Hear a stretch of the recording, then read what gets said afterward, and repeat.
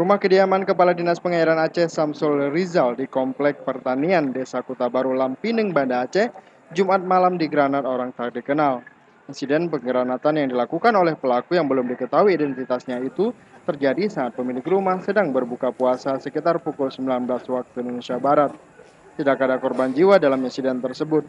Granat yang meledak tepat di depan pintu pagar rumah mengeluarkan suara ledakan yang cukup keras.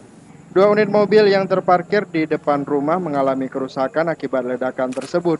Sejumlah serpian granat juga terlihat di tembok pagar rumah milik Samsul Rizal dan rumah tetangganya. Sejumlah personel polisi dari Polresta Banda Aceh, anggota Gegana Polda Aceh, dan tim Inafis melakukan olah tempat kejadian dan mencari serpian granat. Kapolresta Banda Aceh Kombes Zulkifli menyebutkan pihaknya masih melakukan penyelidikan kasus penggranatan ini. Polisi belum bisa memastikan jenis granat dan pelaku. Sejauh ini polisi masih terus memintai keterangan pemilik rumah dan warga sekitar. Di lokasi petugas telah memasang garis polisi. Sejumlah warga juga ikut memadati lokasi kejadian. Hingga kini polisi masih terus memburu pelaku pelemparan granat ini. Dari Banda Aceh, Indra Saputra melaporkan untuk Aceh Video.